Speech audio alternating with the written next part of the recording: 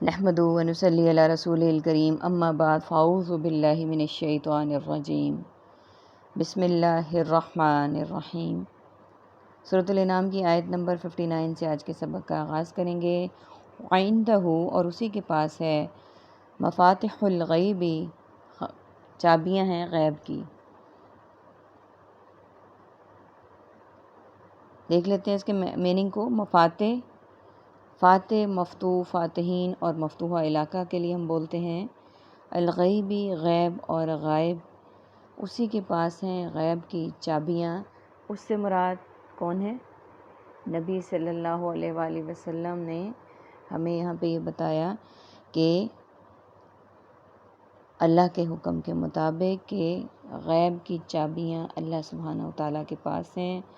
اس کے علاوہ علم الغیب، اللہ کے علاوہ کوئی نہیں جانتا، یہاں تک کہ اللہ تعالیٰ اپنی مشیت سے جو علم دینا چاہیں اپنے کسی بندے کو، نبی کو، رسول کو، اس کے علاوہ اور کوئی علم اس کو نہیں حاصل جو کہ اللہ سبحانہ وتعالیٰ نے ان کو عطا کیا۔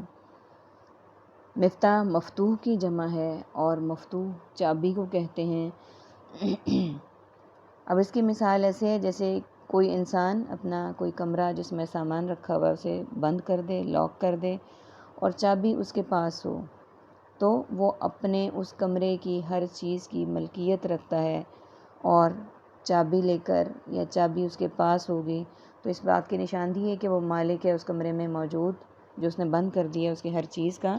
اللہ سبحانہ وتعالیٰ کا علم بھی تمام علوم پر اسی طرح سے حاوی ہے۔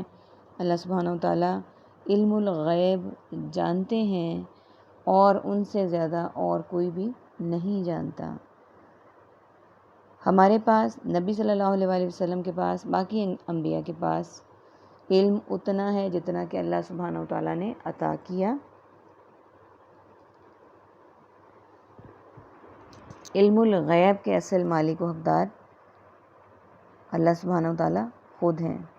لا یعلمھا، نہیں جانتا انہیں، الا ہوا، مگر وہی، ویعلم، اور وہ جانتا ہے، ما فی البر، جو کچھ خشکی میں ہے، والبحر، اور سمندر میں ہے، وما تسقط، اور نہیں گرتا، من ورقۃ، کوئی پتا، الا یعلمھا، مگر وہ جانتا ہے اسے، ولا حبۃ، اور نہ ہی کوئی دانہ، فی ظلمات، اندھیروں میں، الارض، ارضی زمین میں، ولا رطب، نہ کوئی تر، ولا یابس، اور خشک، الا فی کتاب مبین، اور وہ روشن کتاب میں ہے۔ اس آیت مبارکہ میں اللہ سبحانہ وتعالیٰ علم الغیب کا ذکر کر رہے ہیں جس کے مالک وہ خود ہیں، اور ہم انسانوں کو جو علم اللہ تعالیٰ نے دیا ہے اس کو ہم حاصل کرنے کے لیے 5 طریقے استعمال کرتے ہیں جسے ہم حواس خمسہ کہتے ہیں۔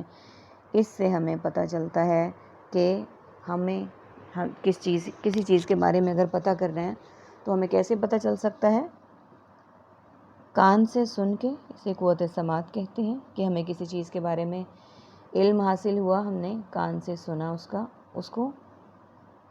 آنکھ سے دیکھا ہم نے کسی چیز کو تو ہم علم حاصل ہو گیا، دوسرا ہو گیا قوت سماعت، قوت بصارت، اور نمبر 3 ناک سے ہم نے اس کو سونگھا۔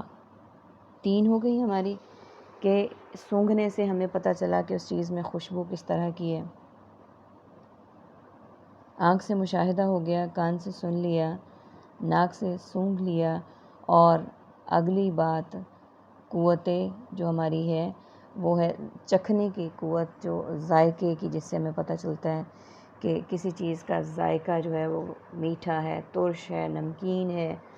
4 قوتیں یہ ہو گئی، اس سے ہم علم حاصل کرتے ہیں۔ اور 5واں کسی چیز کو ٹٹولنا، ٹچ کرنا، پکڑ کے دیکھنا، یہ ہماری 5 ایسے حواس خمسہ کی قوتیں ہیں جس سے ہمیں علم حاصل ہوتا ہے۔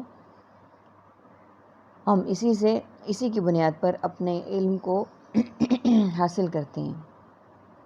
اب اس آیت مبارکہ میں کیا ہے کہ نہیں جانتا انہیں مگر وہی جانتا ہے، یعنی جو علم ہے، کامل علم کوئی نہیں جانتا سوائے اس کے جتنا اللہ نے اس کو دے دیا، مگر وہی جانتا ہے جو کچھ خشکی میں ہے، یعنی خشک زمین پر جو کچھ موجود ہے، اور سمندر میں ہے، یعنی سمندر کی تہوں میں جھینگے، مچھلیاں، ڈولفنز، جتنی بھی مخلوقات ہیں، ان سب کا علم اللہ سبحانہ و تعالیٰ کو ہے۔